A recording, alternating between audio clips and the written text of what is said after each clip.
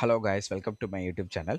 So இந்த வீடியோவில் panchayat secretary job பற்றின ஒரு அப்டேட் தான் பார்க்க போகிறோம். ஸோ பஞ்சாயத்து செக்ரட்டரி ஜாப் வந்து இப்போ எலெக்ஷன் வரப்போது, எலெக்ஷனுக்கு அப்புறம் தான் நடக்குமா அப்படின்னு நிறைய பேர் என்கிட்ட கேட்டுகிட்டே இருக்கீங்க. ஸோ இது இல்லாமல் ஒரு சில முக்கியமான கொஸ்டின், அதாவது நியூ மெரிட் லிஸ்ட் வருமா வராதா, ஸோ எப்போ வந்து இந்த பஞ்சாயத்து செக்ரட்டரியோட இன்டர்வியூ வந்து நடக்கும், ஸோ இந்த மாதிரியான கொஸ்டின்ஸ் நீங்கள் கமெண்ட்டில் என்னென்ன கேட்டிருக்கீங்களோ அதுக்கான ஆன்சரை நான் இந்த ஒரே வீடியோலேயே சொல்லிடுறேன். ஸோ வாங்க வீடியோக்குள்ளே போயிடலாம். ஃபஸ்ட்டு வந்து நான் முன்னாடி சொன்ன மாதிரி ஒரு சில பேரே வந்து எனக்கு இன்ஸ்டாகிராம்லையும் சரி யூடியூப்லையும் சரி நிறைய கமெண்ட் பண்ணிட்டு இருந்தீங்க. மேஜரான கொஸ்டின்ஸ் வந்து இதுதான் கேட்டுட்டு இருந்தீங்க. ஒன்று வந்து எலெக்ஷன் டேட் அறிவிக்க போகிறாங்க, எலெக்ஷன் டேட் அறிவிச்ச அப்புறம் எப்படி வந்து இன்டர்வியூ கண்டக்ட் பண்ணுவாங்க, ஸோ எலெக்ஷன் அப்புறம் தான் நடக்கும்னு. இன்னொன்று வந்து என்ன சொல்லியிருந்தாங்கன்னு பார்த்தீங்கன்னா, ஒரு சில யூடியூப் சேனல்லையோ இன்னொரு கேஸ் இருக்குது, இன்னும் 2-3 கேஸ் இருக்குது, அந்த கேசஸ்லாம் நடக்கும், ஸோ அதனால வந்து இந்த நேர்காணல் நடக்காதுன்னு சொல்கிறாங்களே, அது உண்மையா அப்படின்னு கேட்டுட்டு இருந்தீங்க. ஸோ இன்னும் ஒரு சில பேர் என்ன டவுட் கேட்டிங்க அப்படின்னா, நியூ மெரிட் லிஸ்ட்டா ஓல்டு மெரிட் லிஸ்ட்டா அப்படின்னு கேட்டுட்டு இருந்தீங்க.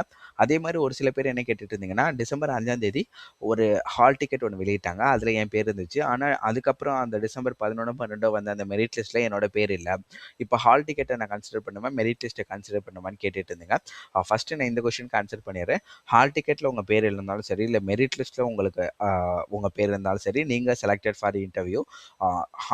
நீங்கள் வந்து டிசம்பர் 5ஆம் தேதி ஹால் டிக்கெட் டவுன்லோட் பண்ணியிருப்பீங்க பார்த்தீங்களா, அந்த ஹால் டிக்கெட் வந்து டவுன்லோட் ஆகிருந்துருச்சு, உங்களோட பேஜில் வந்துருந்துச்சுன்னா நீங்கள் எல்லாருமே செலக்டட், எல்லாருமே போய் இன்டர்வியூ அட்டன் பண்ணலாம்.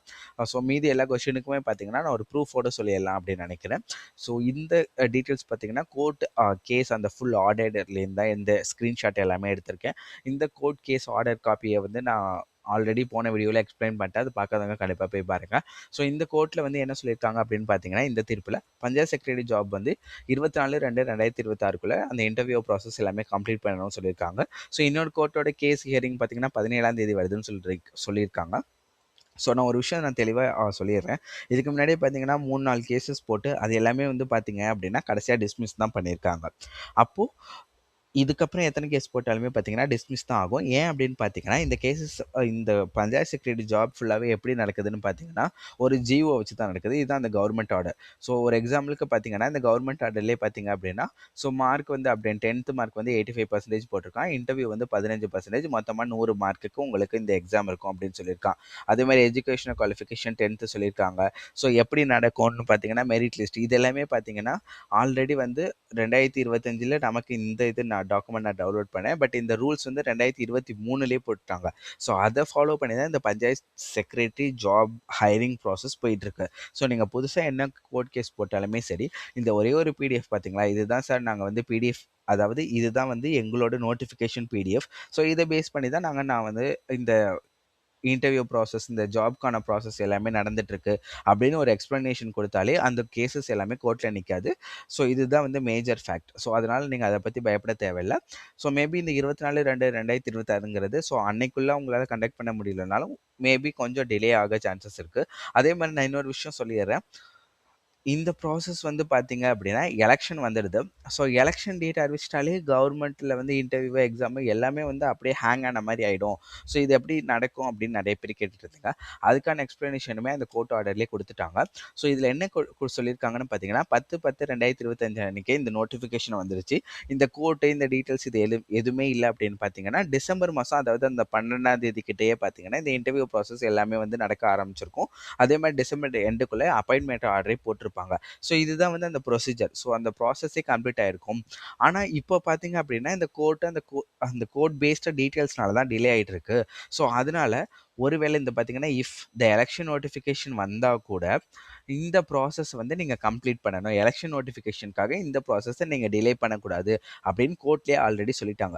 ஸோ இது வந்து மதுரை ஹைகோர்ட்டில் கொடுத்த தீர்ப்பு. ஸோ இதுக்கப்புறம் வேறு எத்தனை கேசஸ் வந்தாலும் அவங்களுமே சேம் இந்த ஒரு கேஸ் இருக்குது பார்த்தீங்களா, இது ஒரு ரெஃபரன்ஸாக எடுத்து இந்த கேஸோட ரெஃபரன்ஸை வச்சு தான் அவங்க அடுத்தடுத்ததில் பேசுகிறதுக்குமே நிறையா சான்சஸ் இருக்குது. ஸோ மோஸ்ட்லி ஒரு 90% பார்த்தீங்கன்னா சேம் ப்ரொசீஜர் தான் ஃபாலோ பண்ணுவாங்க. ஸோ இவங்க வந்து 24/2/2026 இங்கே கொடுத்துருக்காங்க பார்த்தீங்களா, அதுக்குள்ளே இப்போ வேறு கேசஸ் ஏதாச்சும் இருக்குது அப்படின்னு நீங்கள் சொல்கிறீங்க பார்த்தீங்களா, அதுக்கான தீர்ப்பு வந்துருச்சுன்னா ஓகே. அப்படி தீர்ப்பு வரலன்னா கூட மேபி கொஞ்சம் டிலே ஆகும். பட் எலெக்ஷன் நோட்டிஃபிகேஷன் அதாவது எலெக்ஷன் டேட் அனௌன்ஸ் பண்ணுறதுனால இந்த ஜாப் வந்து தடைப்படாது அப்படின்னு மதுரை ஹைகோர்ட்லேருந்தே கோர்ட்டு தீர்ப்பில் சொல்லிட்டாங்க. ஸோ அடுத்த கொஸ்டின் என்ன கேட்டுகிட்டே இருந்தீங்க பார்த்தீங்கன்னா, இப்போ ஆல்ரெடி அந்த செலக்ட் ஆன மெரிட் லிஸ்ட் ஒரு பக்கம். இப்போ வந்து புதுசாக பார்த்தீங்கன்னா இந்த கேசஸ் எல்லாமே முடிஞ்சு நியூ மெரிட் லிஸ்ட் வருமா, இல்லை எல்லாருக்குமே வந்து பார்த்தீங்கன்னா இன்டர்வியூ நடக்குமான்னு கேட்டுகிட்டே இருக்கீங்க. ஸோ அதுக்கான ஆன்சருமே இங்கே கொடுத்துட்டாங்க. இங்கே என்ன சொல்லியிருக்காங்க பார்த்தீங்கன்னா, இந்த டெம்பரவரி போஸ்ட்போன் ஆயிருக்கிறது would not affect the validity of the short list already prepared. So இது என்ன சொல்லியிருக்காங்கன்னா, ஆல்ரெடி ப்ரிப்பேர் பண்ண ஷார்ட் லிஸ்ட்டோட வேலிடிட்டியை இந்த போஸ்ட்போன் இந்த டெம்பரவரி போஸ்ட்போன் அஃபெக்ட் பண்ணாது. ஸோ இதுக்கப்புறம் எப்போ இந்த பஞ்சாயத்து செக்ரட்டரிக்கான இன்டர்வியூ நடந்தாலும் ஆல்ரெடி யார் யாரெல்லாம் செலக்ட் ஆகிருக்கீங்களோ அவங்களுக்கு மட்டும்தாங்க இன்டர்வியூ நடக்கும். புதுசாக இருக்கிறவங்களுக்கு மோஸ்ட்லி இன்டர்வியூ நடக்க சான்சஸ் கிடையாது. ஸோ புது மெரிட் லிஸ்ட்டும் வர சான்சஸ் இல்லை. ஸோ இது வந்து பார்த்தீங்கன்னா எல்லாமே கோர்ட்டில் என்ன சொல்லியிருக்காங்களோ அதை தான் நான் உங்களுக்கு ஷேர் பண்ணுறேன். உங்களுக்கு ஒரு ப்ரூஃபோட ஸ்க்ரீன்ஷாட்டோட ஷேர் பண்ணியிருக்கேன். ஸோ இதோட ஃபுல் டீட்டெயில்ஸ் எல்லாமே நான் போன வீடியோவில் போட்டுவிட்டு அதை கண்டிப்பாக பார்க்காதவங்க போய் செக் பண்ணி பார்த்துக்கோங்க. ஸோ இப்போ வந்து பார்த்தீங்கன்னா நீங்கள் கேட்ட மெஜாரிட்டி ஆஃப் த கொஸ்டினுக்கு நான் ஆன்சர் பண்ணிட்டேன். ஸோ இது இல்லாமல் உங்களுக்கு வேறு ஏதாச்சும் டவுட்ஸ் இருந்தால் கண்டிப்பாக என்கிட்ட கமெண்ட்டில் கேளுங்க. அதேமாதிரி எனக்கு ஃபேஸ்புக்கில் வந்து ரீச் அவுட் பண்ணுங்கள். ஸோ எனக்கு இன்ஸ்டாகிராம் மொபைலில் வந்து ஒர்க் ஆக மாட்டேங்குது, ஆன் அண்ட் ஆஃபில் போயிட்டுருக்கு. பட் என்னால் கம்ப்யூட்டர் ஆன் பண்ணி இன்ஸ்டாகிராம் ஓப்பன் பண்ணால் மட்டும் தான் என்னால் மெசேஜை ரீட் பண்ண முடியுது, நான் உங்களுக்கு டெக்ஸ்ட் பண்ண முடியுது. பட் ஃபேஸ்புக் அவைலபிளாக இருக்குது, கண்டிப்பாக ஃபேஸ்புக்கில் டெக்ஸ்ட் பண்ணுங்கள். இது இல்லாமல் பார்த்தீங்க அப்படின்னா நிறைய பேர் வந்து பார்த்தீங்கன்னா நிறைய ரூமர்ஸ் வந்து வந்துக்கிட்டே இருக்குது. இந்த பஞ்சாயத்து செக்ரட்டரி நடக்கவும் நடக்காதுன்னு. நான் முன்னாடியே சொன்ன மாதிரி தான் நான் போன வழியில் என்ன சொல்லிட்டேன் பார்த்தீங்கன்னா, தேவையில்லாமல் கண்டென்ட்லாம் யோசிக்காதீங்க. நடக்கும்னு தெரிஞ்சாலும் சரி, நடக்காதுன்னு தெரிஞ்சாலும் சரி, உங்களால் ஒன்றுமே பண்ண முடியாது. இப்போ நீங்கள் வந்து ஜட்ஜோ இல்லை ஒரு சிஎம்ஓ பிஎம்ஓ கிடையாது. இதை நம்ம வந்து போய் சேஞ்ச் பண்ண. ஸோ அதனால நம்மளால் என்ன முடியும், இந்த எக்ஸாமுக்கு ப்ரிப்பேர் பண்ணுறது. ஸோ ப்ரிப்பேர் பண்ணி வச்சுக்கோங்க. இதை விட்டுட்டு நெக்ஸ்ட் வேறு என்னென்ன எக்ஸாம்லாம் வருதோ அது எல்லாத்துக்குமே அப்ளை பண்ணுங்கள், அதுக்கும் ப்ரிப்பேர் பண்ணுங்கள். ஏன்னு பார்த்தீங்கன்னா இந்த ஜாப் கண்டிப்பாக உங்களுக்கு கிடைக்கும்னு யாருமே சொல்ல முடியாது. இதுக்கப்புறம் இன்டர்வியூ போகணும், இன்டர்வியூவில் செலக்ட் ஆகிட்டிங்கன்னா உங்களுக்கு ஜாப். ஸோ இந்த ஜாப் தான் என் வாழ்க்கை, இதை நம்பி தான் நான் இருக்கேன் அப்படின்லாம் இருக்காதிங்க. கண்டிப்பாக வேறு ஜாப் ட்ரை பண்ணுங்கள். கண்டிப்பாக டிஎன்பிஎஸ்சி பார்த்தீங்கன்னா இந்த வருஷமே பார்த்தீங்கன்னா குரூப் 2 குரூப் 4 ரெண்டுமே வருது மேஜர் எக்ஸாம். கண்டிப்பாக அதுக்கு ப்ரிப்பேர் பண்ணுங்கள். உங்களால் வந்து 10th மோஸ்ட்லி பார்த்தீங்க அப்படின்னா 470 அதாவது 480 மார்க்குக்கு மேலே எடுத்தவங்களால் மட்டும்தான் வந்து இந்த பஞ்சாயத்து செக்ரட்டரி இன்டர்வியூக்கு செலக்டே ஆகிருக்கீங்க. ஸோ 10th உங்களால் 480 மார்க், அதாவது அந்த ஏஜ் பார்த்தீங்கன்னா வெறும் 15 வயசில் உங்களால் 480 மார்க் எடுக்க முடியுதுன்னா, ஸோ இப்போ இந்த 18+ ஏஜில் கண்டிப்பாக உங்கள் எல்லாருமே இந்த குரூப் 4 கிளியர் பண்ண முடியும். ஸோ கண்டிப்பாக நீங்கள் எல்லாருமே எஃபர்ட் பண்ணுங்கள், குரூப் 4 நல்லா ப்ரிப்பேர் பண்ணுங்கள்.